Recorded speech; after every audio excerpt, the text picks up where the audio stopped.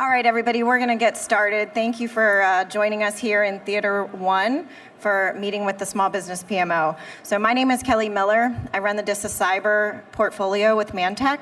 I'm actually really excited to be able to introduce the speakers for this. We all just came off of that great event yesterday at BWI Marriott with the partnership of small and large together supporting our DoD mission. I think I talked to some of you, so this is a really great opportunity to be here.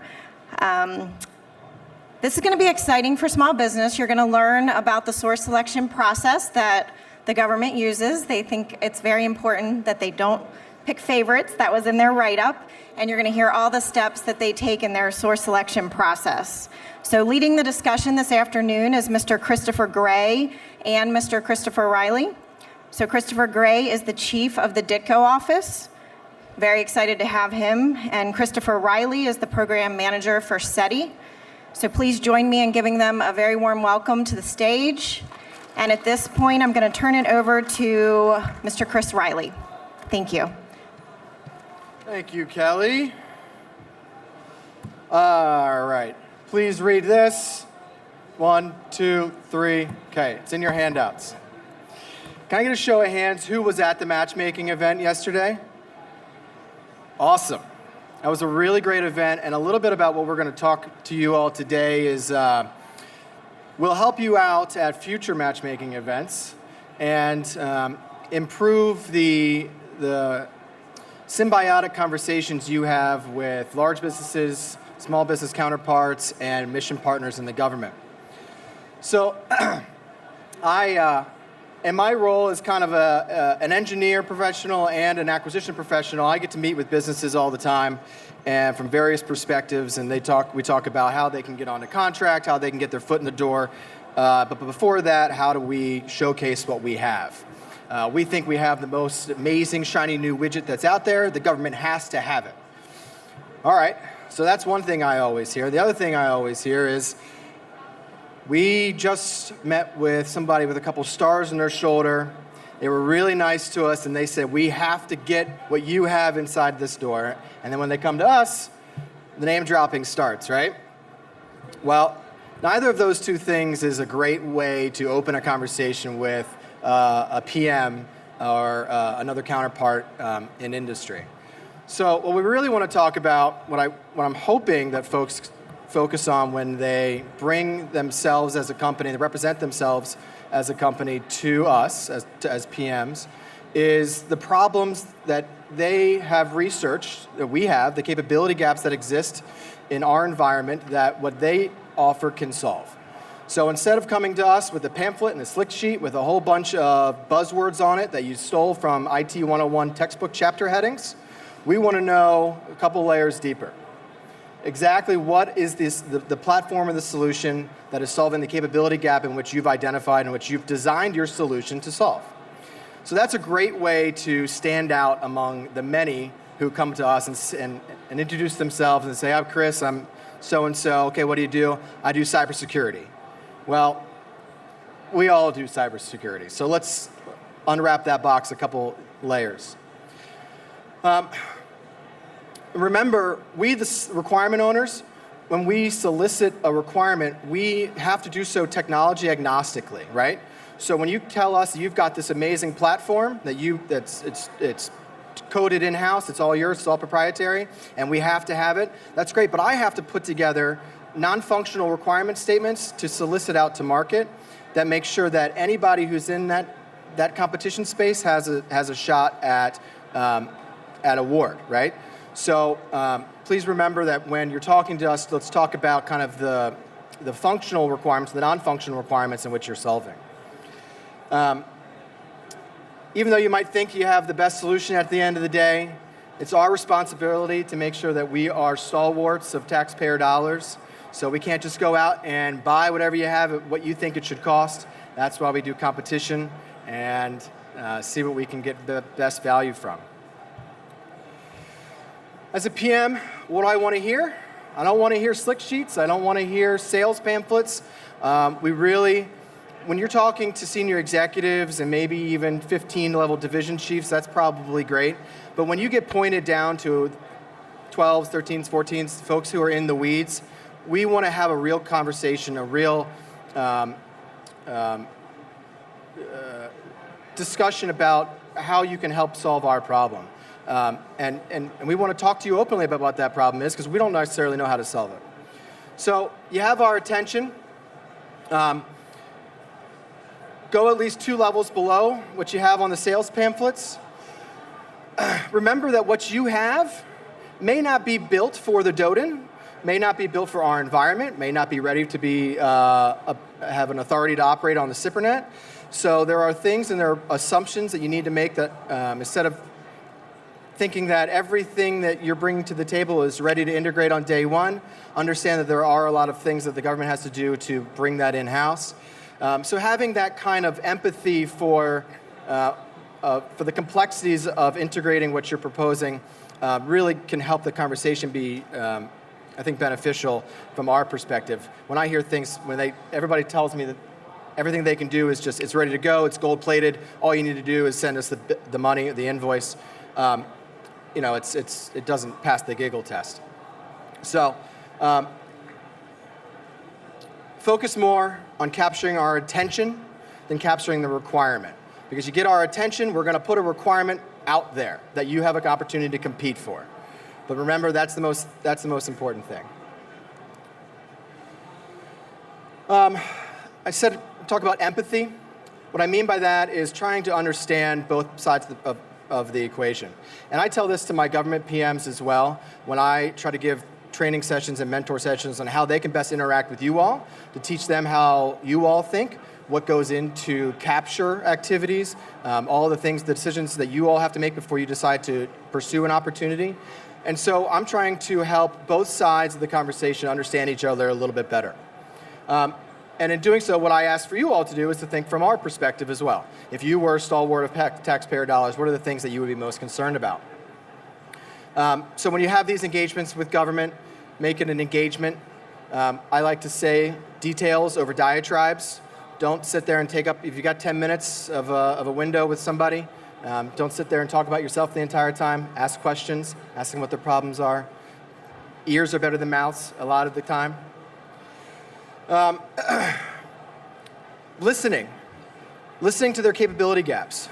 We have big problems in the government, and we are free to talk about it. And until solicitations out on the market or out there, we can talk about it to you all openly. So let's focus on having the conversations about our capability gaps versus, what can I buy from you that's commodity off the shelf. Remember that just what you have might be part of a solution. We as the government have to build giant systems that are all interoperable. So you may be a system of systems in which we're trying to obtain an objective for. So talking to us a little bit about interoperability, how you integrate with other things that may be already on the DODIN, how you have done so with other government clients and other instantiations as well is great.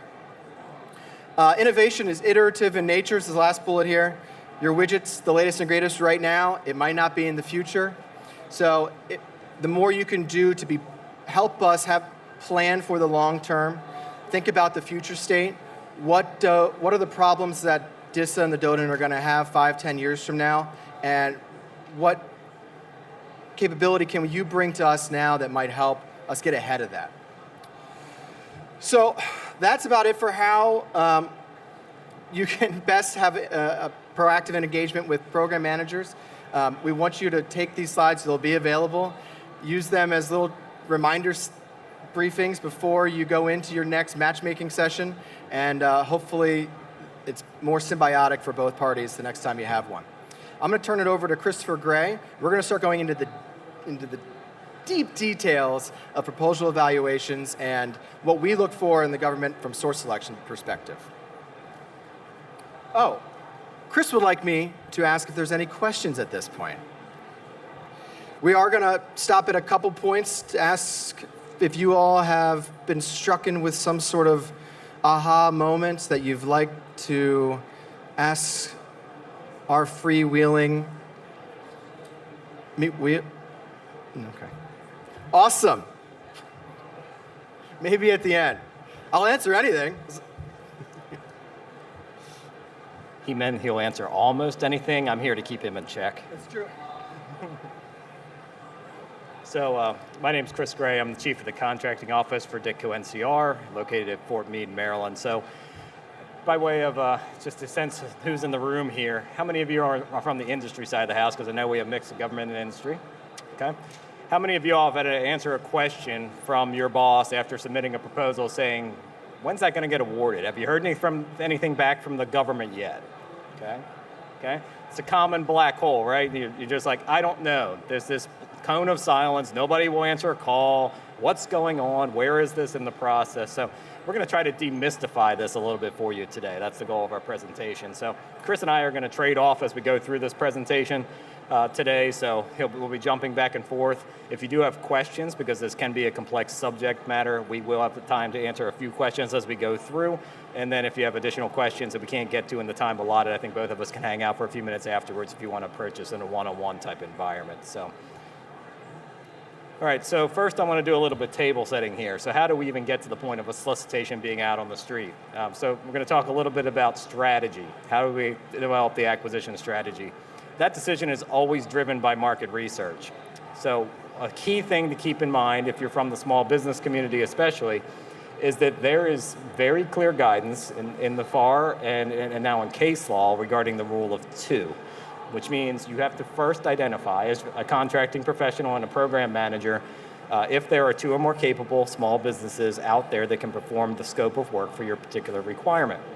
I mentioned case law. There was a case that's going to come up in a slide here or two called the Tolliver Case a few years back that really solidified this point that before the agency can select a contract vehicle, the agency must first address, are there two or more capable small businesses in the universe that can perform this work?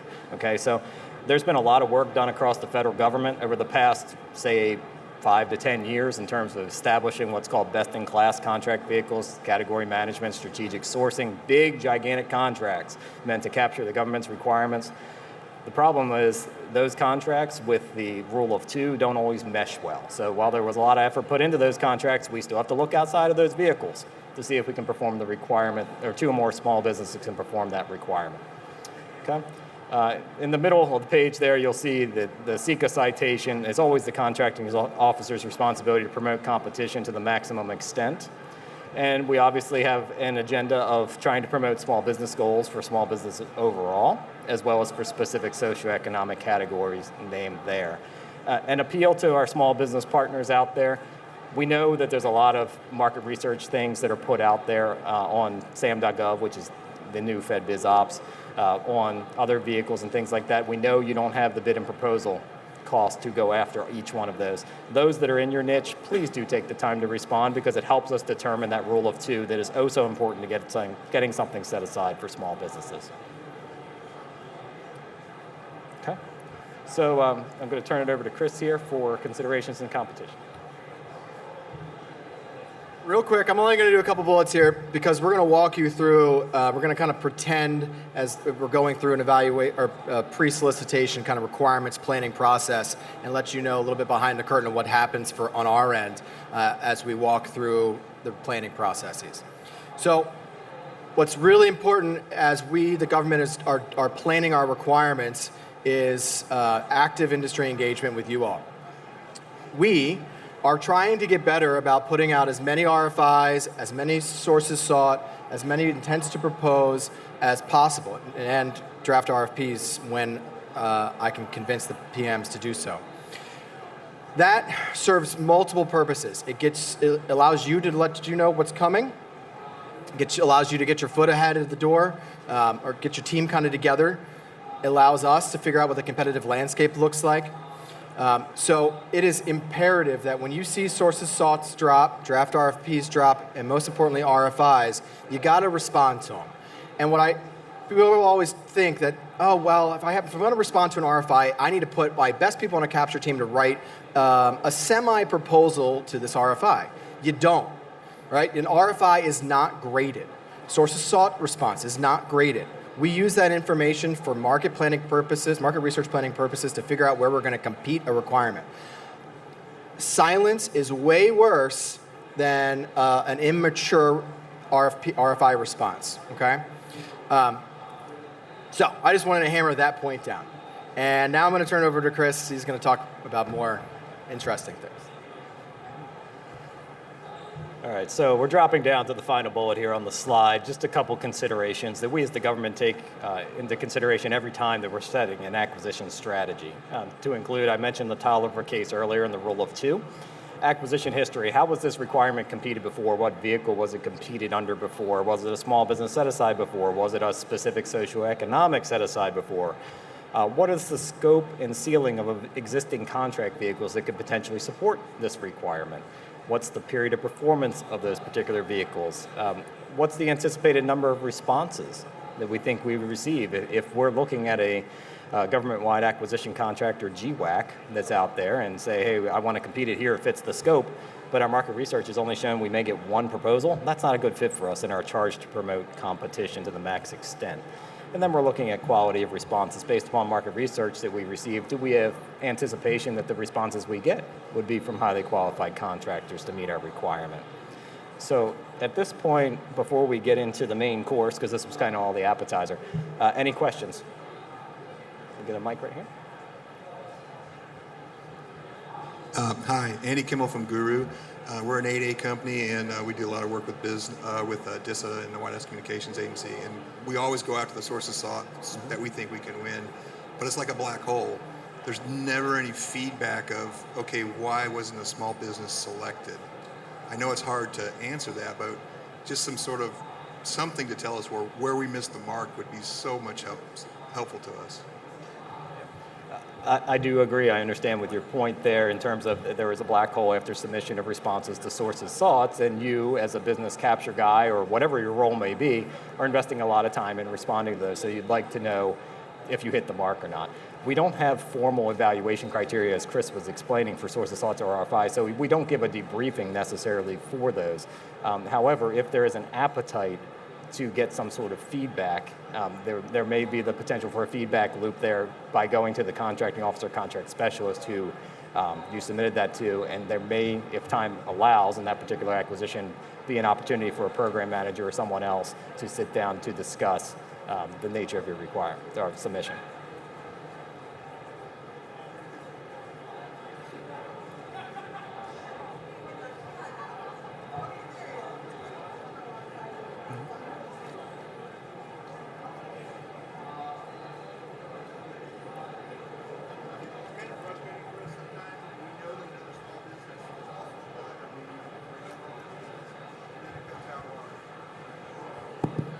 I can recap. Yeah.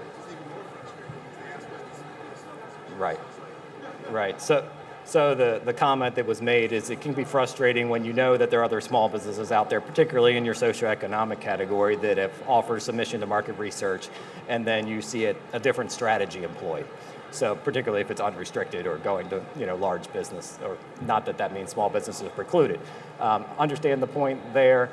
Just because someone is submitting a response does not mean that we have confidence in their ability to perform at least 50% of the requirements. So that's something you have to keep in mind, that if we're going to set something aside, we have to meet the limitations in subcontracting rule, which means the prime as a small has to do at least 50% of the work. So if we don't have substantial confidence in the ability of the small business to do that work, we would not deem them to necessarily be qualified. And you have to have 2 or more qualified small businesses set aside. So we'll take one more and then we need to move on. Yeah, so I've been in contracts and acquisition for several decades now. And I used to very regularly see, or sometimes you would have to FOIA, a source selection statement as to you having the source selection authority and be like a 2 or 3 page document. Here's what I looked at, here's this, there were bidders here, here, and here, and here's what I decided. And then it comes out and everybody says, okay, I lost, here's why. You move on, you brief it, okay? You don't see those anymore, okay? And you're told, come to the debriefing, which is usually very sterile, and they don't want to tell you anything because someone might twist some sentences or words around, I understand, and that sort of thing. So that's one aspect, but also with regard to your decisions, whether to set something aside or not, I'm sure you have documentation that substantiates why you're choosing this vehicle versus that vehicle, and it seems to me that that would be releasable without wouldn't be subject to protest, I wouldn't think, or there's got to be some way to get that information out there, because what happens is, the reason we get protests is lack of information.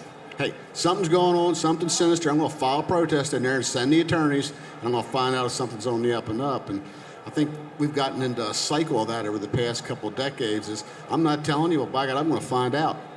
You speak to my attorney kind of thing, right? So Yeah. Your point is taken. It has become a very litigious community, or a very litigious profession, where we do have to be careful about the information that is shared, whether that be strategy-related information, which is even less frequent that it be shared, or source selection, trade-off decision, best value determinations, which is what you were mentioning in the first part of your question or comment there. With respect to what is provided in a debriefing type environment, that's largely beyond what the FAR says must be provided. The format is at the discretion of the contracting officer for that particular acquisition. So it could be a written debrief, it could be a combination of a written and oral, it could be a written and oral with the enhanced debriefing procedures now that have been put in place for Part 15, contracting by negotiation procedures. There's any number of flavors that you can meet that particular FAR requirement for a debriefing.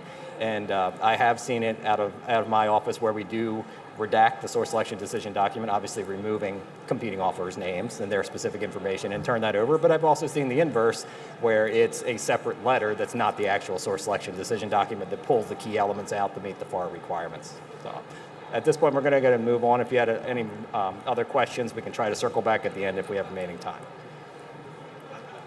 Okay, so before we talk about the evaluation process, how do you know what's evaluated? Okay, please pay attention to the bumper stickers as we go through these. Very important from an industry perspective. Read and understand the evaluation criteria before you start your proposal. Depending upon where we're competing the requirement, you will see the evaluation criteria in a number of different places. Part 8, which is the GSA MASS program, and Part 16.505, DISA uses RFP letters or RFQ letters. So you'll see it within the body of that particular letter. The letter itself can range anywhere from 6 to 10 pages, depending upon the complexity of the requirement. For more formal source selections in accordance with Part 15 procedures, you'll see that in what's called Section M, evaluation factors for award. So you need to know where to go for it first. And I would contend that this is even more important than most other sections of the solicitation when it's put out, knowing how it's going to be evaluated, okay? So down the bottom of this chart, you will see the different types of evaluation criteria we utilize in a DISA environment. There's more, but these are the common ones that are used, not in any particular order. So there's LPTA, which is awarding to the lowest price offer with an acceptable approach. Price performance trade-off, where you essentially rack and stack offers by price. If they're technically acceptable, you then evaluate their past performance, and you have the capability to trade off to an offer that has a superior record of past performance, trade-off price for someone with superior past performance. Then you get in the best value trade-off, which is something that I'm sure most are familiar with, but those are the non-cost price factors when they're combined, are more important, significantly more important, or approximately equal to the cost price factor. And then we've been using more and more of what's called a phased or gated evaluation approach, where we take a look at acceptable, unacceptable criteria up front, and then those that make it past that phase go on to a phase 2, essentially, which is a best value trade-off criteria, which is much more in the weeds. That helps us speed up the initial evaluation process. Okay, next chart, warning in advance, is an eye chart, and I'm not going to read the whole thing. Okay, so this is meant to illustrate the typical evaluation process at a very high level, okay? Again, I'm not going to read the whole chart. I will walk through and hit the wave tops of each one of these particular phases. It's just to illustrate to you all the different things. It's just to illustrate to you all the different things that are going on behind the scenes after you submit a proposal to the government. I am not sitting on my hands after you submit a proposal to the government. There are very specific processes outlined by the DoD source selection procedures, the FAR, the DFARs, DISA internal procedures that must be followed, internal reviews, etc. So starting in block 1, we're talking about you've literally submitted your proposal to the government. What's the government doing in those first couple days? We're making sure through compliance reviews that you've addressed all the RFP requirements. Have you submitted all the volumes that are required? We're looking at your SAM.gov entity record to make sure it's active, to make sure there's no active exclusions. And keep in mind, we're doing this for every single proposal received. So it's not just one proposal, we're doing it for all of them. So these compliance reviews can take time, The source selection that Chris and I were on, the SETI contract, $7.5 billion, over 100 proposals, we were doing compliance for like 60 days. It's hundreds of pages that we had to take a look at. If it's a small business set aside, we're validating the socioeconomic status of your company, making sure you're a small business under that NAICS code. Okay? Provided you make it past phase one, your compliance reviews, that's not the evaluation, that's making sure you're compliant with the RFP. We move into the initial evaluation, which is indicated in step 2 up here. So at that point, we're first doing individual evaluations. You're going to have X number of evaluators, typically 3 to 5 on a team, and they're going to individually evaluate your proposal against the evaluation criteria that was specified in the solicitation. Once they complete their individual evaluations, they'll come together as a group, as a team, and they will basically talk about their evaluation results and say, okay, we're going to come to consensus now. Here's the strengths, here's the weaknesses, here's deficiencies, et cetera. Here's the risks to the government. They're going to document that in an initial consensus report. From there, we're moving on to phase 3, or step 3 here, which we're doing some internal reviews of that initial consensus reports received, whether that be legal, policy compliance, one level above a contracting officer, a source selection authority if that's different from the contracting officer. All those parties are going to have to put hands on documents, review documents, make sure we evaluated what we said we were going to evaluate. We're going to then generate what's called evaluation notices, otherwise known as discussion items, and make sure those run through the reviews as well. And that at that point, we're developing a competitive range. We're going to say who are the most highly rated proposals that can be carried forward into discussions that stand a chance of being awarded. Which proposals do we think would have that opportunity to get to an award from that point? So we established a competitive range, it's approved, we engage in discussions. I'm under step 4, I forgot to say that as I transitioned. As we go through discussions, those evaluation notices or ENs we generated go to your company. Okay, you have the opportunity to respond to those, explain to the government what it is that the government had a question about, where a deficiency was noted, et cetera. And we get responses back from industry. Okay, moving on to step 5, we're taking those EN responses, we're performing an interim evaluation. What were those items that were given to you in the evaluation notices that you needed to address, and then we're considering from the evaluation side on the government, did they address them? Were they addressed satisfactorily, or does the issue still remain? From that point, if we have an awardable proposal or awardable proposals, we're issuing what's called a request for final proposal revisions that typically can be anywhere from a couple days to a couple weeks, depending upon the complexity of the requirement, where you as the contractor are incorporating anything that was said through discussions into your final proposal revision and sending it back to the government. So we receive it. Moving to step 6. So we're going to get to our final evaluations. Again, the individual team members are following the same process we did in initial evaluations. Everybody individually evaluates. They get together as a group. You come to consensus. You develop that consensus report. And then you get to the all-important trade-off decision. We're assuming this is best value trade-off, okay? So we get to that trade-off decision. This is the first time in the process that an evaluator is looking at company A's proposal and comparing it to the merit of company B's proposal. Very important. A lot of people think that the government is comparing one offer to another throughout the evaluation process. It is not true. We are looking strictly up until the trade-off decision at the evaluation of each offer against the evaluation criteria only. When we get to step 6 there in the trade-off decision, that's the first time that we're comparing one offer to the next. And then we move on to step 7 here. Once that trade-off decision is made, that determines what the best value is to the government, we're preparing award documentation, obtaining final reviews, and finally getting to the point of award. I will tell you that this slide condenses 3.5 to 4 months of work into a single slide. We have checklists, internal checklists for each acquisition that we do based upon the nature of the acquisition. The checklists are some 8 to 10 pages, typically over 200 items that must be completed to document an award. So this is no easy feat to get to this point. A lot of work does go into it, which hopefully that helps enlighten you a little bit into the process. Which leads me to, why do evaluations take so long?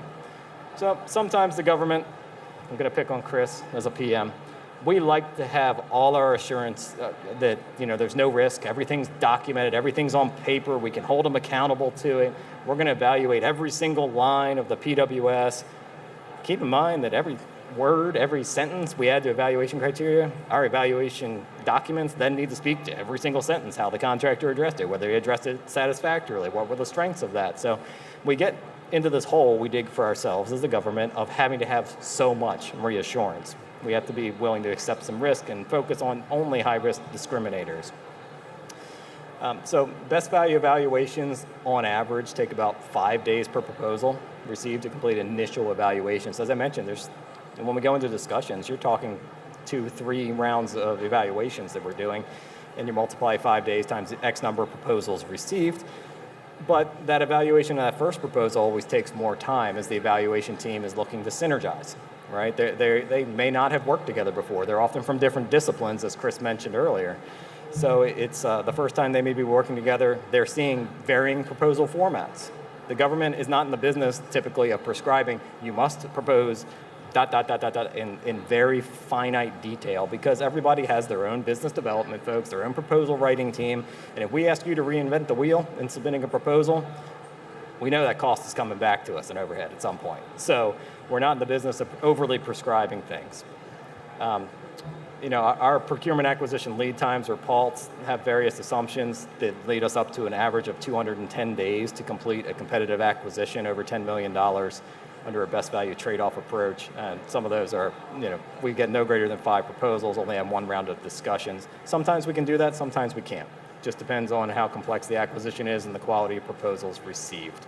And then I mentioned all the different reviews that acquisitions have to go through throughout the process. There are iterative reviews to make sure we are dotting the I's, crossing the T's from a policy and legal perspective. So I'm going to turn it back over to Mr. Riley here. So this isn't necessarily something I'm proud of, but one of the reasons that DISA asks me to speak on this topic is because there's no one at DISA who has evaluated more technical proposals than I have. Hundreds of technical proposals.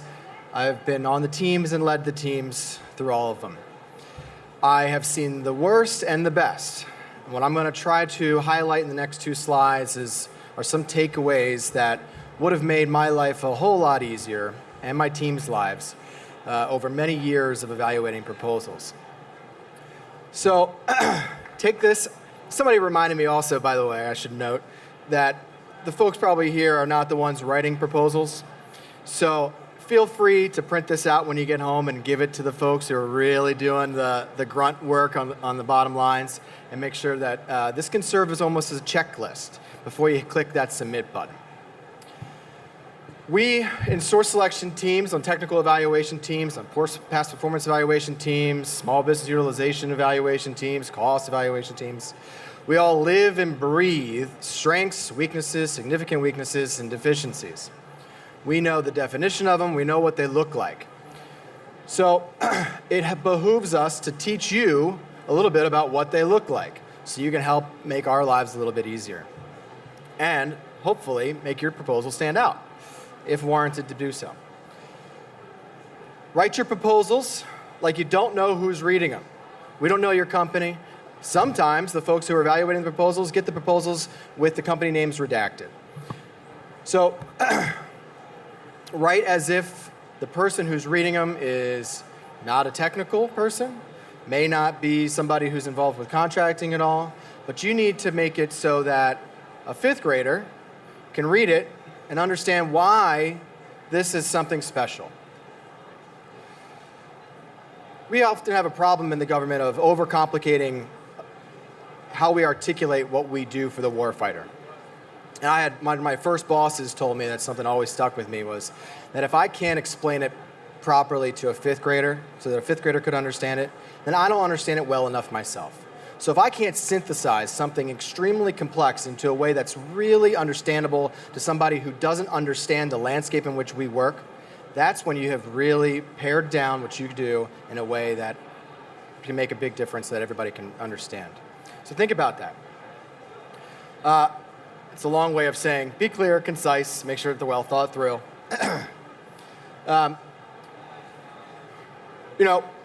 These things are 20 pages long. Sometimes I'm reading hundreds of them over a year's time, 2 years' time. Strengths don't always jump off the page, It certainly helps when you help them jump off the page. So when you think you have discriminators, make them pop. And instead of, and beyond that, when you think you have something really special, tell us how that helps us save money, increase or decrease risk to the warfighter, whatever it may be that can make it a strength. Don't just say, I'm awesome. We really need the because part as well, okay? I shouldn't have to say this, but I do, because I get 10% of proposals that even make it through the compliance checks that haven't been proofread. I get proposals that have watermarks still on them that they say draft and diagonal behind them, that are still in docx format. I get ones that have clip art images of something that they pulled from Google that says innovative process model, but in the background of that clip art image is clipart.com. These are real things that people are submitting to us in the government. So that's why I'm going to bring back empathy again. Yes, it is frustrating for you all who are submitting these things, and you get frustrated by the time that it takes, but you got to understand the flip side of the coin and what we have to go through as well. It's not all shiny awesomeness in the government side either. So sometimes we are trying to, scuff dirt off a bowling ball. I don't know where that figure of speech came from. I just made that one up. Doesn't make a lot of sense. Sorry about that. Have the folks that aren't in this room, the technical folks, write the core part of the proposal. Let them data dump their huge brains onto a piece of paper. The technical writers, the people that have majors in English that are really, really good at making sure that a fifth grader can understand what you just wrote, that's the last eyes you want on it. Well, second to last eyes before somebody in the C-suite signs their name on the bottom of it. Oh. Not a reminder he was passing me, just a blank page. A technical proposal written by engineers looks awesome to other engineers. I have teams of folks and most of my technical teams that we put together for these large source selections are made up of people who are across the agency. I've got folks from operations, from development. I'll bring folks in from JITIC and from DITCO. So it's a huge, wide skill set reading these things. And one engineer in the room will be like, this is really awesome. And the other four are like, I don't understand what the heck they just said or why it matters. And there's a huge, and that's a big uphill climb for the engineer to have to then sell other four people on a technical evaluation team why this is important and why this is a quantitative benefit to the government. So think about those things. Remember, the PM just wants to solve a problem. Who solves it for us shouldn't and doesn't matter. All right. My last diatribe, right? Details over diatribes. A solicitation comes out that's in your wheelhouse. How do you make yourself stand out? Going beyond the bullet checklist that we just went through. We were looking for discriminators. Make them pop. Give us the real, the quantitative and the qualitative benefits to those discriminators. And tie them to the evaluation criteria, which is in section L and M of the solicitation, which you all should be writing these proposals to anyway. So you know what we're looking for. Help us. Evaluators love to see what you do. And a lot of times folks who write proposals, when it's the team putting together,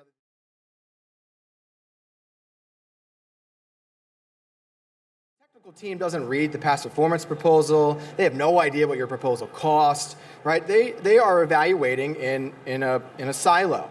Now, typically we have multiple evaluation levels boards to make sure that everybody evaluates across, is normalized to how they're evaluated on those teams. But it's important to remember that the technical evaluators don't see the past performance information. So if you can do something awesome and you've done something awesome before for somebody else, you got to put that in the technical proposals too. You can't just rely on that being in the past performance proposal and maybe the technical people will, have lunch with the past performance people and they'll say, oh, this guy did this really great platform.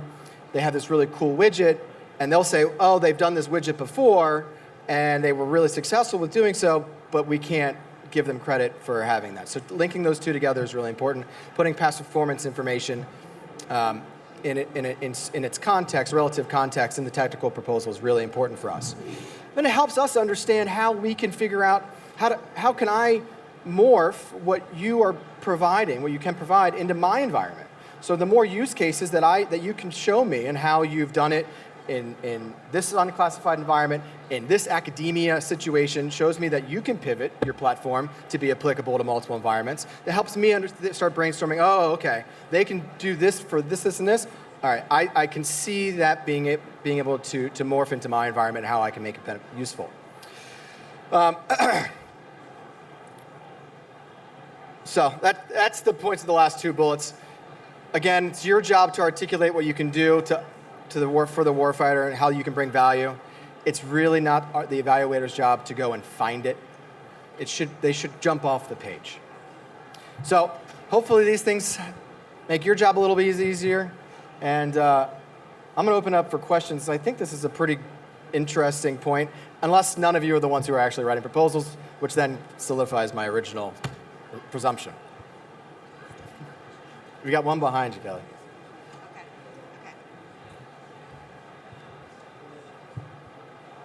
Hi, Sarah Kerr with Lightgrid. I did have a question, well, twofold, two questions. The first is, when would a competitor not receive the final proposal revision request? If they're in the competitive range, will they always receive an FPR? Or will that only be the case if they have ENs that they've responded to? It's a good question. I don't know. Typically, I don't do competitive ranges. Yeah, so if you were an offer that was retained within the competitive range and went through the discussions process, unless there was a subsequent down select, like a secondary competitive range, you would receive a request for final proposal revision once we got through the discussions process. Okay, great. Yes, that answers my question. The other question is about the DCOPS portal site.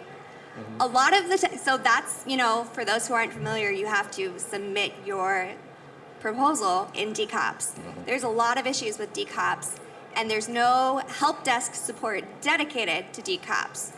Is it the intent that we should continue to reach out to KOs, or are you kind of coming up with a backup plan so that we can more efficiently submit solicitations if there's an issue with the portal and not be scrambling last minute? Very timely question. So first, we are actually getting ready to roll out a new website that's supposed to be coming out this week, which will incorporate the RFPs page, which is the DCOP solution that you were talking to there. But secondly, if you are having issues with that website, you must contact your contracting officer so that we can take action to provide either an alternate venue for just submit your proposal and still be compliant, typically via email, or we can bring it to the attention of the technical folks behind the scenes to make sure the site is operational.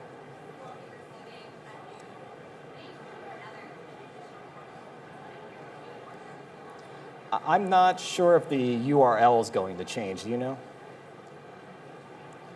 Okay. Was that a no? We don't think the URL is changing? Okay. Hi, Keith Nicoletti with Hunatech. Just one comment and a quick question. So when the government is looking for market research and they're meeting with industry, a lot of times, I'm not just saying with DISA, it's government in general, have a big fear of talking to industry prior to an RFP is being released because their fear if they only talk to one contractor, they have to talk to all, which is completely false from my perspective. Is there a way to increase the knowledge base of the customer who needs the requirements fulfilled in meeting with industry prior to the RFP? And then the question I have is, so it's been in my mind of, when the RFP is released, typically, according to FAR, you can't meet with anyone except for the contracting officer, totally get. But does that include the draft RFP or the final RFP?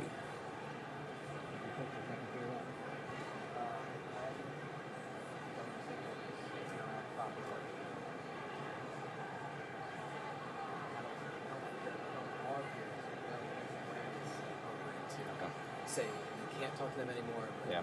Okay. Sorry, I was just clarifying your question with Chris because with the background noise and the speakers facing that way, we can't hear it very clearly all the time. So first, I do realize there is some hesitation, particularly on the programmatic side, to speak with industry once they get to a certain point in the process where they feel like they'd be jeopardizing procurement integrity, the acquisition strategy, anything along those lines by engaging with industry. As Chris mentioned earlier, up until the point of a RFP release, that dialogue can happen. A lot of it's in an education process between the contracting professionals, the acquisition professionals, and the program managers. You can do it up to this point.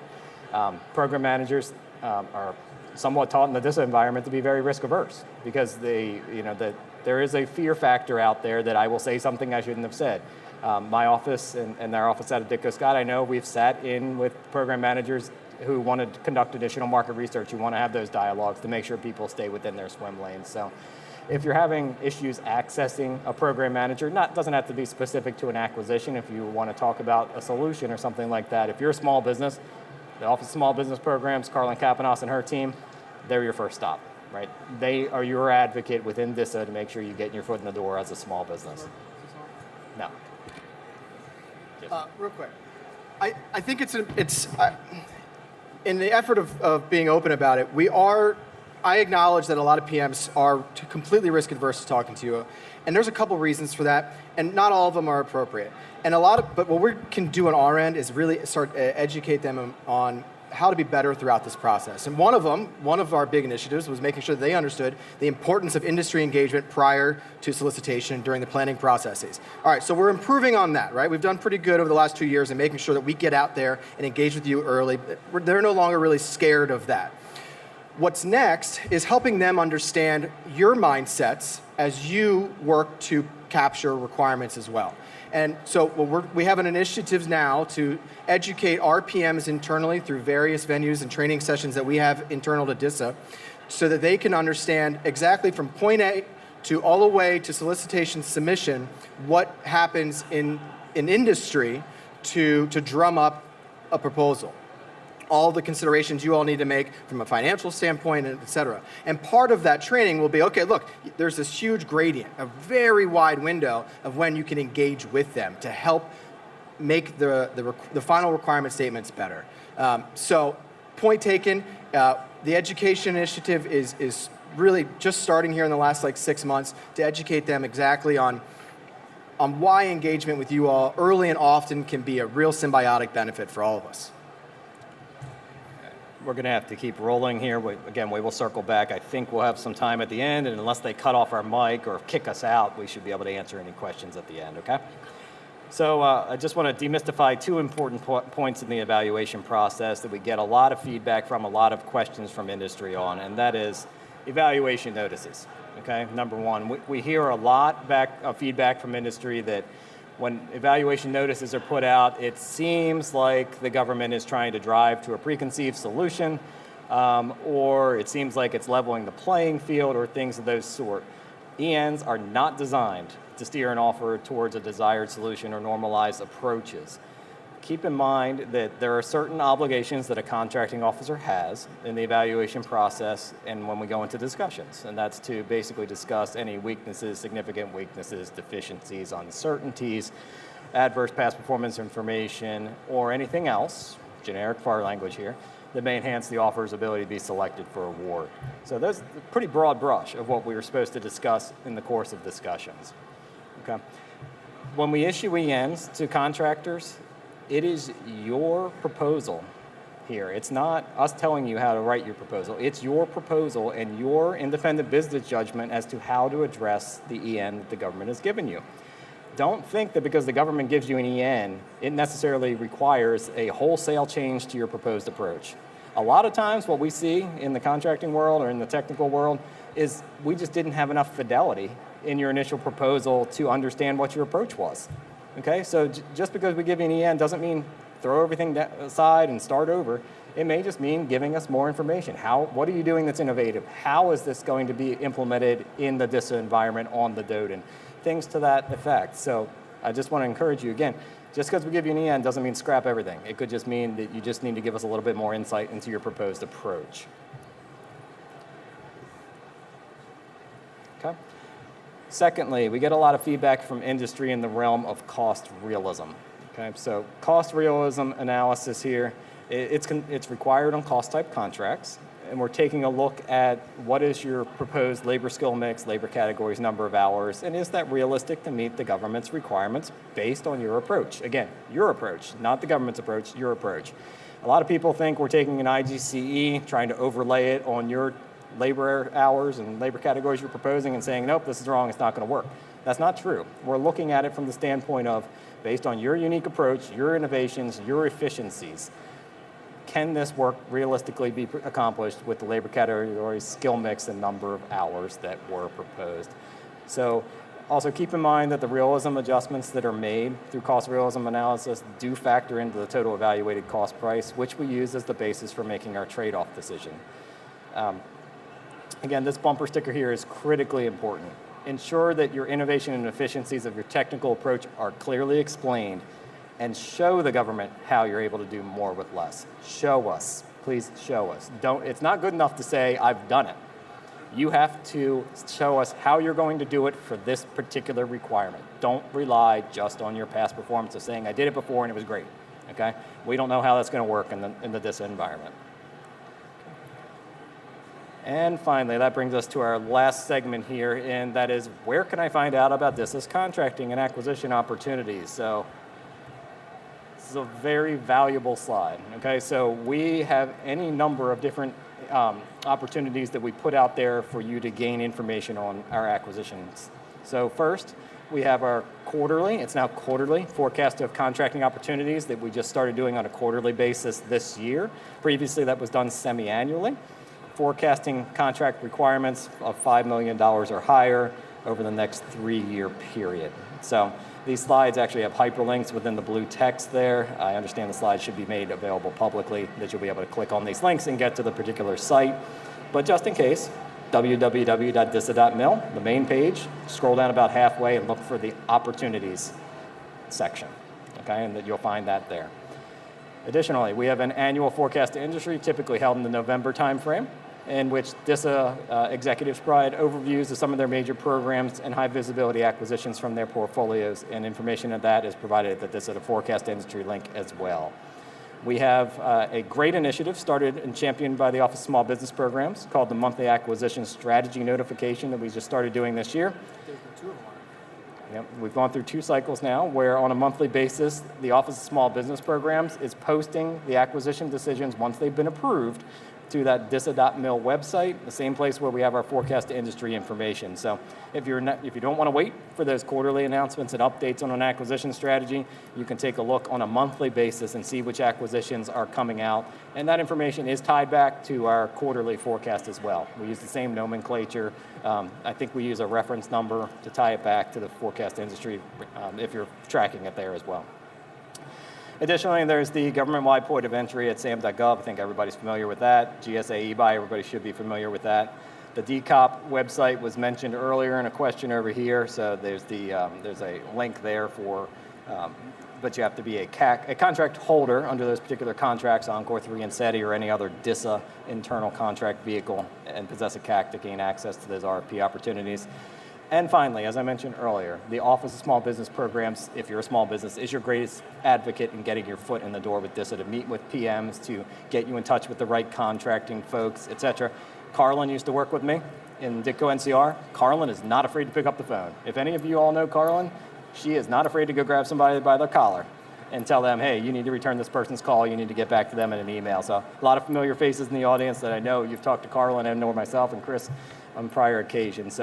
But if you're hitting a roadblock and you're a small business, you need help, DISA Small Business Office at mail.mil is your avenue to get a hold of them so they can, again, be your advocate. So with that, I think we have about 4 minutes remaining if there's any alibis or last questions.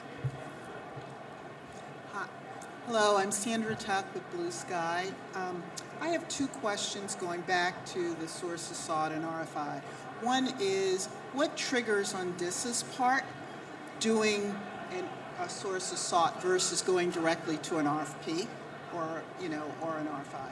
So that's the first question. And then the second question is, you had a block that said acquisition decision. Can you talk about what kinds of considerations you guys go through when you determine this is our acquisition path versus another? Yeah, so I'm going to answer the second one first, and I may need you to recap the first one because, again, the noise, and you pulled the microphone a little bit away, and I was struggling to hear that unless you heard it. Did you hear it, Chris? No, I can hear it. Okay. All right, so the second question was, again, the considerations for competition in the acquisition strategy. I put a couple of them down here on the bottom of the chart. There's bottom boxes there in terms of we're looking to address the rule of two. We're looking at the history of how it was competed previously, scope and ceiling of existing vehicles, periods of performance. Will that marry up with the period of performance of our requirement we have today? What's our competition base look like under that particular vehicle? And then do we anticipate receiving high quality responses? These are just some. There is a litany of items that we take into consideration, document in a market research report, an acquisition strategy, and an acquisition plan, but these are the wave tops.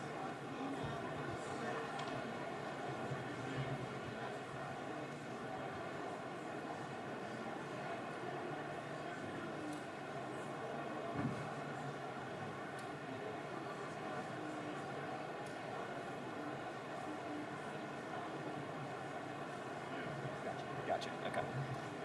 All right. So one follow-on question, and then one question from earlier. So she was asking, does the acquisition history play into how the current acquisition history, or how you're going to compete a requirement going forward? Is it necessarily always going to be the same? It depends. Are we competing the requirement, the exact same requirement over that was previously done, as an example, as a 8A competitive acquisition or a small service-disabled veteran-owned acquisition?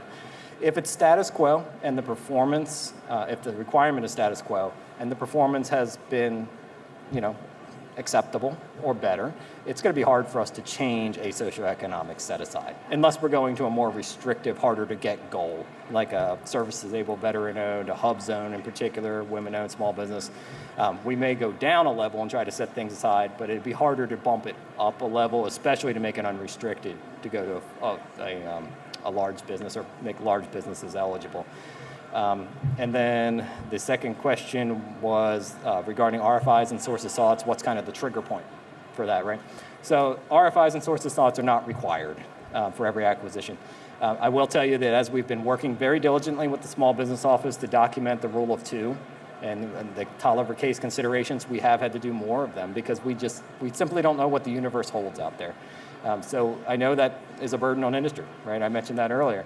You don't have to respond to every one. Look for the ones that are in your niche and certainly respond to those. But they're not required, but we have to have a good, solid understanding of the marketplace to not have to go that route, particularly to make sure we're addressing that rule of two adequately. Sir. So one question on the cost realism. What are some of the techniques your folks employ in determining cost realism? I mean, you don't compare it to the cost estimate, but what do you look for? Hey, that's a reasonable price. Well, what are the data points you use to determine that, for now and what it's going to be 5 to 10 years from now on some of these things? Yeah. So again, that cost realism is entirely based upon the offeror's proposed approach. So, we're looking at innovation, efficiencies, and things like that, and the offeror's technical solution that would explain what appears to be an abnormally low, in most cases, number of hours, or an abnormally senior or abnormally junior skill set and things like that. So I can't give you a blanket answer because one offeror's approach could be very, very different from another offeror's approach. But the important part is there's no comparison in cost for cost realism purposes to an IGCE, because the government IGCE is typically based on status quo of how the requirement was competed, or a desk audit of how it's being done today, based on an RFP that went out 6 years prior. Right? A lot of technology changes. There's a big push for RPA and artificial intelligence in what we're doing today, and a lot of efficiencies can be realized, and as long as those sorts of things are outlined clearly in an offeror's proposal, then it's very realistic that an offeror could do a lot more with less bodies. So that's what we're looking for. One more? I have a question about inflation, basically, because we have some vehicles, right, which was pricing established like 5, maybe 7 years ago, and our escalation is about 1.2% a year, 2% a year, and realistically for us as small businesses and large businesses too, to hire decent people with good qualifications, we need to pay them well, right? So sometimes rates basically behind the current environment. Do you guys have any mechanisms to reevaluate prices or approach that, knowing the current level of inflation kind of year after year? Yeah, so the majority of our contracts are issued on a firm fixed price basis, not a fixed price with economic price adjustment, right? That's not common in what we do. So the fixed price rate, that's something that risk is something that the industry needs to, price into their proposal. What's the risk of inflation? Because we've seen plenty of instances where the market's going the opposite direction, right? Where the government has signed up for a fixed price rate that, is very high, like it would be today. 2 years down the road, maybe the market has taken a tumble, labor rates have gone down significantly, but your profit rate hasn't changed from an industry perspective. So my advice to you would be make sure that you're pricing that into as part of your risk analysis that you're doing, and including that in your profit rates and your pricing when you're proposing. I think we have time for one more. Do you have? Yeah, one more. Yeah, first I want to say thanks for all the information. It was very enlightening. I really appreciate it. The next question I have is, have you guys done any studies on the performance of LPTA contracts versus best value? Have we done any formal analysis of LPTA performance versus best value? So if we did, I would not be able to disclose that information because past performance information is proprietary to an offer. I wouldn't be able to go into like, how's this offer performing against that offer. I know of no formal studies that have been done on that per se. Well, thank you all very much for participating in our panel today. If anybody else has any questions or want to just come up and introduce themselves, please feel free. Chris and I will hang out for a few minutes. Otherwise, it's been great with the engagement. I appreciate everybody's questions today and listening to what can be a boring but complicated subject. So thank you. Thank you both.